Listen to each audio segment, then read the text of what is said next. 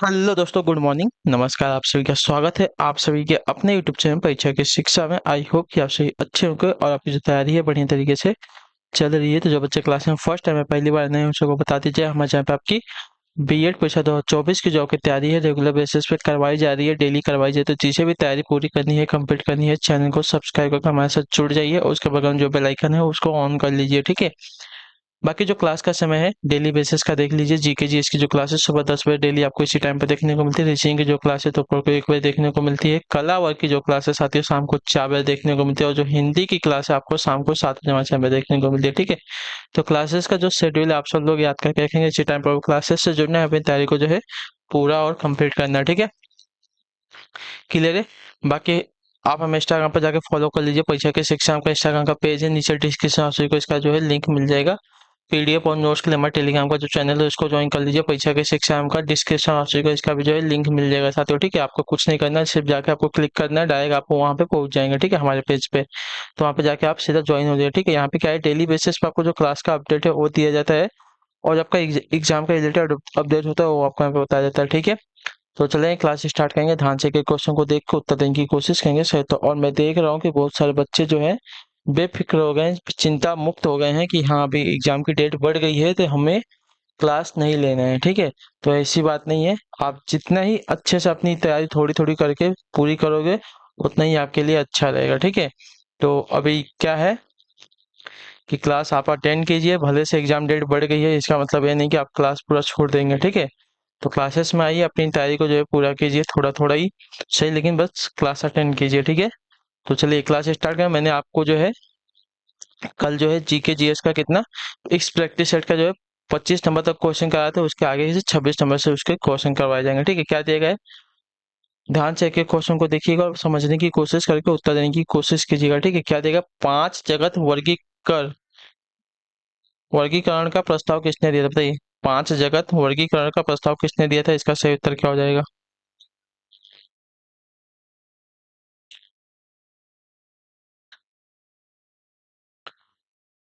तो आपका right answer RH Whittaker ने, जो आपका दिया गया यहाँ पे बी वाला विकल्प आपका राइट आंसर हो जाएगा, ठीक है। क्लियर से उसके 26 पे जो ऑप्शन नंबर बी वाला दिया गया विकल्प आपका राइट आंसर हो जाएगा, ठीक। क्लियर है। 5 जगत वर्गीकरण का प्रस्ताव आपका RH विटेकर ने दिया था, ठीक है। क्लियर से इसके बारे में चलिए अगला क्वेश्चन देखते हैं। आपका 27 नंबर बताने की कोशिश कीजिएगा। राइट आंसर का गैलीलियो के गिरते शरीर के नियम को और किस नाम से जो है जाना जाता है। गति के नियम से, न्यूटन का पहला नियम, न्यूटन का दूसरा नियम, न्यूटन का या तीसरा नियम। तो गैलीलियो के गिरते शरीर के नियम को जो है और आपका जाना जाता है न्यूटन के पहले नियम से, जो आपका दिया गया यहाँ पे बी वाला विकल्प आपका राइट आंसर हो जाएगा, ठीक है।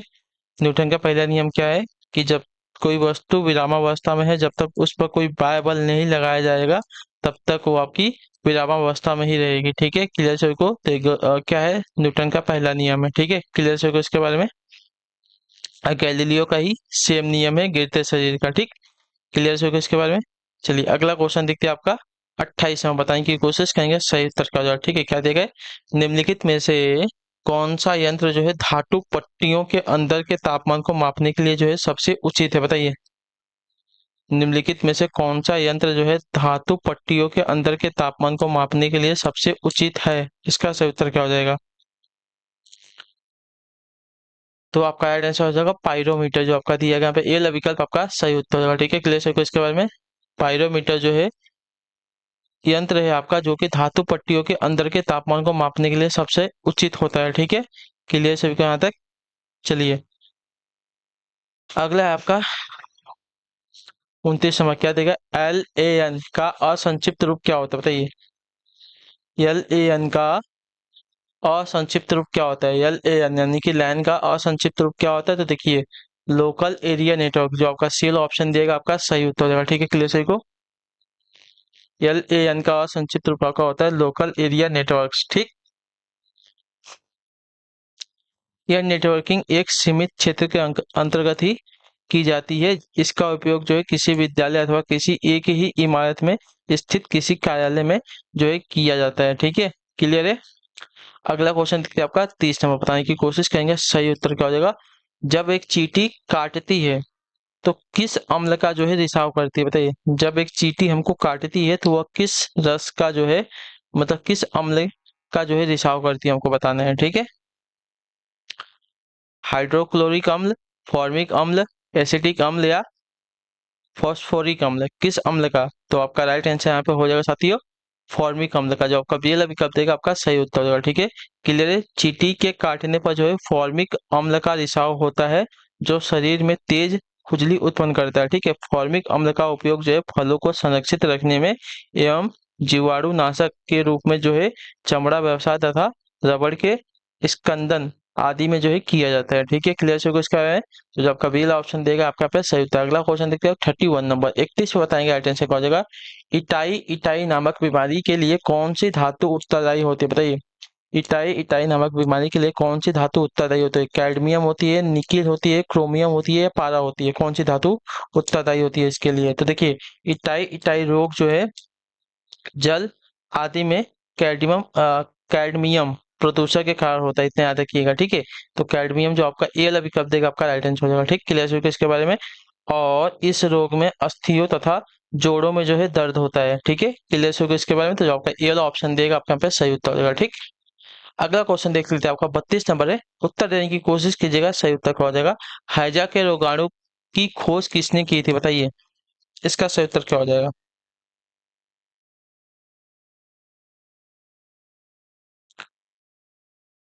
तो हैजा के रोगाणु की जो खोज है आपकी रॉबर्ट कोच ने की थी, ठीक है। जो आपका बी वाला ऑप्शन देगा आपका सही उत्तर हो जाएगा, ठीक है। क्लियर हो गया इसके बारे में। यह एक तीव्र संक्रामक रोग है जिसका कारक विब्रियो कोलेरी नामक जीवाणु है। इस रोग का संचरण मक्खी और संदूषित जल तथा भोजन द्वारा जो है होता है, इतने याद रखेंगे, ठीक है। तो हैजा रोगाणुओं की खोज किसने की थी? रॉबर्ट कोच ने की थी, ठीक है। क्लियर है सभी को। चलिए अगले क्वेश्चन बढ़े, आपका देखेंगे 33 नंबर। ध्यान से देखिएगा, उत्तर देने की कोशिश कीजिएगा। राइट आंसर होगा नासा का इनसाइट मिशन किस ग्रह के अध्ययन में मदद करेगा, बताइए। नासा का इनसाइट मिशन जो है किस ग्रह के अध्ययन में मदद करेगा, इसका राइट आंसर क्या हो जाएगा बताने की कोशिश करेंगे। बृहस्पति ग्रह के, प्लूटो ग्रह के, शुक्र ग्रह के या मंगल ग्रह के?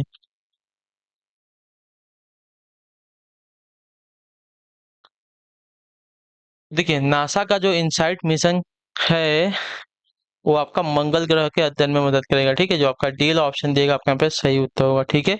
क्लियर है इसके बारे में, ठीक है। अगला क्वेश्चन देखते हैं, आपका 34 नंबर है, ठीक है। ध्यान से देखिएगा, बताइएगा राइट आंसर। आगरा की सबसे प्रसिद्ध मिठाई कौन सी है, बताइए। आगरा का आपने सुना होगा ना कि ये बहुत मशहूर है। क्या है? बालूशाही है, गाजर का हलवा है, पेठा है या मालपुआ है? तो बताने की कोशिश करेंगे, आपका सही उत्तर क्या हो जाएगा। तो देखिए, आगरा की सबसे मशहूर मिठाई की अगर बात की जाएगी तो आपने सुना होगा आगरा का पेठा है ये। तो आगरा का पेठा जो है आपका बहुत ही मशहूर मिठाई है, ठीक है। क्लियर है। तो जो आपका सेल ऑप्शन देगा आपका यहाँ पे सही उत्तर हो जाएगा, ठीक है। जो संपूर्ण भारत में विख्यात है। आगरा शहर की स्थापना जो है लोधी वंश के शासक सिकंदर लोधी द्वारा 1504 ईस्वी में की गई थी। और सबसे ज्यादा मशहूर कब हुआ था? तो अकबर के शासनकाल में आगरा जो है मशहूर हुआ था, ठीक है। अगला क्वेश्चन देखते हैं, आपका 35 नंबर। बताने की कोशिश करेंगे सही उत्तर का। कुंभ मेला और अर्ध कुंभ क्रमशः प्रत्येक कितने वर्षों पर लगते हैं, बताइए। कुंभ और अर्ध कुंभ क्रमशः जो है कितने वर्षों पर लगते हैं, इसका राइट आंसर क्या हो जाएगा, सही उत्तर क्या हो जाएगा। तो देखिए, अगर कुंभ मेले की बात की जाए तो कुंभ मेला जो है प्रति 12 वर्ष पर लगता है। और अर्ध कुंभ जो है प्रति 6 वर्षों पर लगता है। तो 12 और 6 आपका जो दिया गया यहाँ पे ये वाला विकल्प आपका सही उत्तर होगा, ठीक है। कुंभ मेला जो है प्रति 12वें वर्ष पर लगता है और अर्ध कुंभ जो है प्रति छठे वर्ष पर लगता है, ठीक है। अगला है आपका 36 नंबर। 36 नंबर है, बताने की कोशिश करेंगे राइट आंसर का। अलीगढ़ किसके लिए प्रसिद्ध है? मिठाइयों के लिए, चूड़ियों के लिए, कांच की वस्तुओं के लिए या तालों के लिए? अलीगढ़ जो है किसके लिए मशहूर है, इसका सही उत्तर क्या हो जाएगा।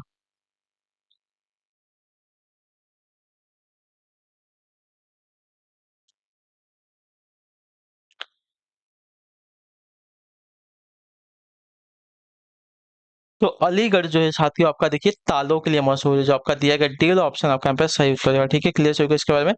यह उत्तर प्रदेश का एक बहुत ही महत्वपूर्ण व्यापारिक केंद्र है। अलीगढ़ के ताले जो है दुनिया भर में जो है निर्यात किए जाते हैं। 1870 ईस्वी में जॉनसन एंड कंपनी अलीगढ़ में स्थापित पहली अंग्रेज अंग्रेजी लॉ यानी कि ताला कंपनी थी। ठीक है, क्लियर से होगा इसके बारे में। चलिए अगला क्वेश्चन देखते हैं आपका 37 नंबर। ध्यान से देखिएगा, उत्तर देने की कोशिश कीजिएगा। राइट आंसर क्या होगा? असहयोग आंदोलन कब वापस ले लिया गया था? बताइए, असहयोग आंदोलन जो है कब वापस ले लिया गया था? इसका राइट आंसर क्या हो जाएगा? तो असहयोग आंदोलन की बात की जाएगी साथियों, तो आपका कब वापस लिया गया था? फरवरी 1922 ईस्वी में जो आपका दिया गया पहला वाला ऑप्शन सही उत्तर देगा। ठीक है, क्लियर होगा इसके बारे में। असहयोग आंदोलन वर्ष 1922 में वापस ले लिया गया था। 5 फरवरी 1922 को जो है चौरी चौरा में हुई एक हिंसक घटना के कारण गांधी जी ने असहयोग आंदोलन को जो है वापस ले लिया था। ठीक है, इस चौरी चौरा की घटना ने जो है उग्र भीड़ ने पुलिस थाने में आग लगा दी, जिसमें 22 पुलिसकर्मी मारे गए थे। इस आंदोलन का नेतृत्व भगवान अहिर नामक एक स्थानीय नेता ने किया था। ठीक है, चलिए अगले क्वेश्चन में 38 नंबर है, बताने की कोशिश कीजिएगा। किस स्वतंत्रता सेनानी को जो है लोकमान्य की मानद उपाधि दी गई है? बताइए, किस स्वतंत्रता सेनानी को जो है लोकमान्य की मानद उपाधि दी गई है? साथियों इसका सही उत्तर क्या हो जाएगा? तो आपका राइट आंसर यहाँ पे हो जाएगा बाल गंगाधर तिलक को, जो आपका दिया गया यहाँ पे सी विकल्प आपका सही उत्तर हो जाएगा। ठीक है, क्लियर से बाल गंगाधर तिलक को जो है लोकमान्य की मानद उपाधि दी गई थी। ठीक है, क्लियर से वे भारत के एक राष्ट्रवादी पत्रकार, शिक्षक, सामाजिक सुधारक तथा स्वतंत्रता सेनानी थे। ठीक है, तिलक ने मराठा तथा केसरी नामक समाचार पत्र भी निकाले थे। तिलक जो है स्वराज यानी कि आत्मसम्मान के पहले और सबसे मजबूत समर्थकों में से एक थे। ठीक है, चलिए अगला है आपका 39 नंबर, 39 नंबर, बताने की कोशिश कीजिएगा। सही उत्तर क्या हो जाएगा? क्या पूछा गया है पहले देखिए। रविन्द्रनाथ टैगोर ने किस नरसंहार के विरोध में नाइटहुड की उपाधि जो है लौटा दी थी? बताइए, रविन्द्रनाथ टैगोर ने किस नरसंहार के विरोध में जो है नाइटहुड की उपाधि को लौटा दिया था? तो आपका राइट आंसर हो जाएगा साथियों जलियांवाला बाग नरसंहार के विरोध में, जो आपका दिया गया यहाँ पे ए वाला ऑप्शन आपका यहाँ पे राइट आंसर हो जाएगा। ठीक है, क्लियर है। रविन्द्रनाथ टैगोर ने जलियांवाला बाग नरसंहार वर्ष 1919 में जो हुआ था, इसके विरोध में जो है अपनी नाइटहुड की उपाधि को लौटा दी थी। ठीक है, इस समय भारत का वायसराय कौन था? तो लॉर्ड चेम्सफोर्ड था। ठीक है, चलिए अगला क्वेश्चन देखते हैं आपका 40 नंबर। क्या दिया गया है बताइएगा, सही उत्तर क्या होगा? प्रसिद्ध पीर पांजाल रेलवे सुरंग कहाँ स्थित है? बताइए, प्रसिद्ध पीर पांजाल रेलवे सुरंग जो है कहाँ पर स्थित है? झारखंड में है, जम्मू और कश्मीर में है, महाराष्ट्र में है, मिजोरम में, कहाँ पर है? तो देखिए, प्रसिद्ध पीर पांजाल रेलवे सुरंग आपका जो है आपका जम्मू एंड कश्मीर में स्थित है, याद रखिएगा। ठीक है, इसको जो है और कौन सा बनिहाल रेलवे सुरंग भी कहते हैं। ठीक है, याद रखिएगा। ठीक है, तो प्रसिद्ध पीर पांजाल रेलवे सुरंग या तो प्रसिद्ध आपका बनिहाल रेलवे सुरंग जो आपका जम्मू कश्मीर में स्थित है। ठीक है, यह जम्मू और बारामूला लाइन का एक भाग है। ठीक है, चलिए अगले क्वेश्चन बढ़ेंगे 41 नंबर। क्या देगा? ध्यान से देख के बताने की कोशिश करेंगे। तो भारत की सीमाएं कितने देशों से लगती हैं?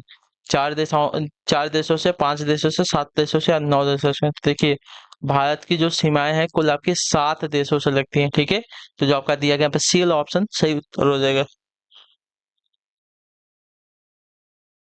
ठीक है, कौन कौन से देश हैं? तो देखिए, भारत के पड़ोसी देश आपके म्यांमार है, बांग्लादेश है, भूटान है, नेपाल है, चीन है, अफगानिस्तान है तथा पाकिस्तान है। ये आपके कुल 7 देशों के साथ जो है भारत अपनी सीमा को साझा करता है। ठीक है, अगला है आपका देखेंगे 42 नंबर। क्या दिया गया है? ध्यान से देखो, उत्तर देंगे। त्रिपुरा अपने उत्तर, दक्षिण और पश्चिम में किससे घिरा हुआ है? बताइए, त्रिपुरा जो हमारा राज्य है उत्तर में, दक्षिण में और पश्चिम में किससे घिरा हुआ है? तो आपका राइट आंसर यहाँ पे हो जाएगा साथियों बांग्लादेश से घिरा हुआ है, जो आपका दिया गया वाला विकल्प आपका सही उत्तर होगा। ठीक है, क्लियर है। त्रिपुरा अपने उत्तर, दक्षिण और पश्चिम में जो है बांग्लादेश के साथ घिरा हुआ राज्य हो जाएगा। ठीक है, क्लियर है। अगले क्वेश्चन में आपका देखें 43 नंबर, 43 नंबर है। क्या देगा? पोर्ट ब्लेयर किसकी राजधानी है? बताइए, पोर्ट ब्लेयर जो है किसकी राजधानी है? तो पोर्ट ब्लेयर की बात की जाए तो पोर्ट ब्लेयर जो है अंडमान और निकोबार द्वीप समूह की राजधानी है। ठीक है, तो जो आपका ए ऑप्शन देगा आपका राइट आंसर हो जाएगा। ठीक, क्लियर से होगा इसके बारे में। पोर्ट ब्लेयर जो है दक्षिण अंडमान द्वीप के पूर्वी तट पर स्थित है। यह एक आपका केंद्र शासित प्रदेश भी है। ठीक है, चलिए अगला क्वेश्चन 44 नंबर 44 नंबर बताइएगा राइट आंसर का। भारतीय संविधान का कौन सा अनुच्छेद यह कहता है कि प्रधानमंत्री की नियुक्ति जो है राष्ट्रपति द्वारा की जाएगी, बताइए। तो आपका राइट आंसर 75A, जो आपका सीएल ऑप्शन देगा आपका राइट आंसर हो जाएगा। ठीक है, आर्टिकल 75A। ठीक है, भारतीय संविधान का अनुच्छेद 75(1) मतलब 75(1) में यह उपबंधित किया गया है कि राष्ट्रपति द्वारा जो है प्रधानमंत्री की नियुक्ति की जाएगी और अन्य मंत्रियों की भी नियुक्ति जो है प्रधानमंत्री की सलाह पर राष्ट्रपति के द्वारा की जाएगी। ठीक है, चलिए अगला क्वेश्चन आपका 45 नंबर बताइएगा राइट आंसर का। कौन सा मौलिक अधिकार जो है अल्पसंख्यकों के हितों के संरक्षण की बात करता है, बताइए। कौन सा मौलिक अधिकार जो है अल्पसंख्यकों के हितों के संरक्षण की बात करता है?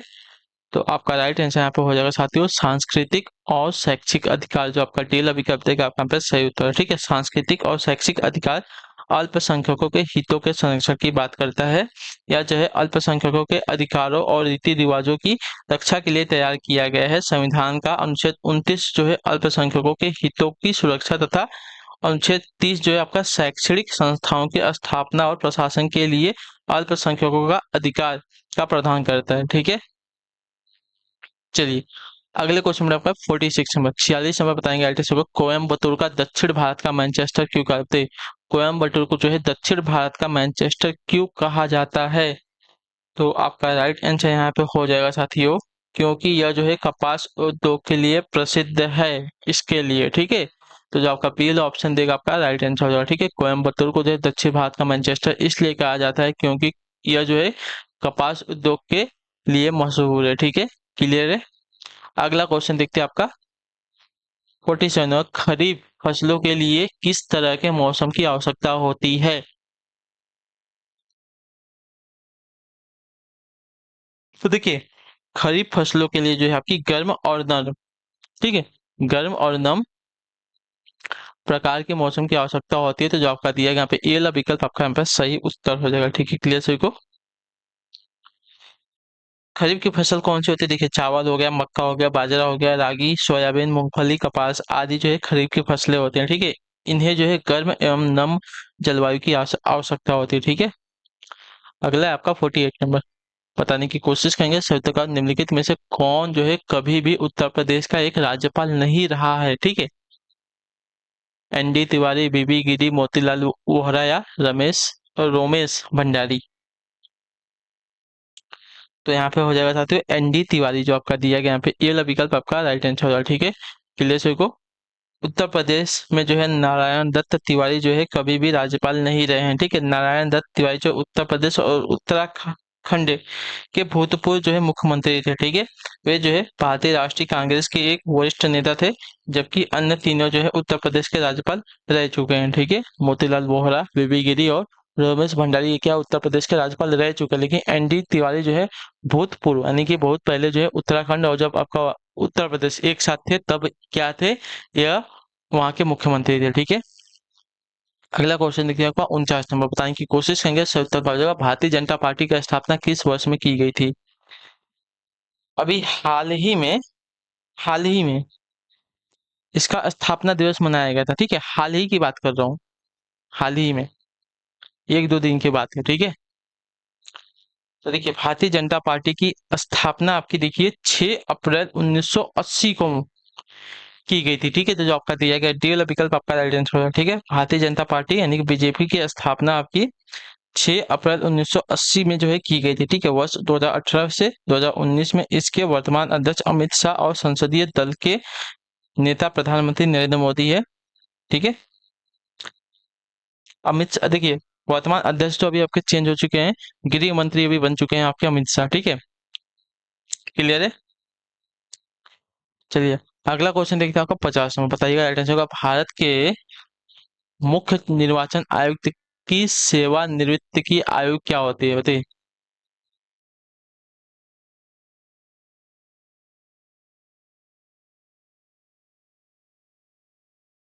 भारत के मुख्य निर्वाचन आयुक्त की सेवानिवृत्ति की आयु वर्ष कितनी होती है साथियों? इसका सही उत्तर क्या होगा? तो देखिए आपका राइट आंसर होगा 65 वर्ष की, जो आपका दिया गया यहाँ पे बी विकल्प आपका सही उत्तर होगा। ठीक है, क्लियर हो गया इसके बारे में। ठीक है। भारत में मुख्य निर्वाचन आयुक्त का कार्यकाल 6 वर्ष की अवधि तक या तो 65 वर्ष की आयु जो भी पहले हो वहां तक होती है। ठीक है, यह संसद के 1991 के अधिनियम द्वारा निर्धारित किया जाता है।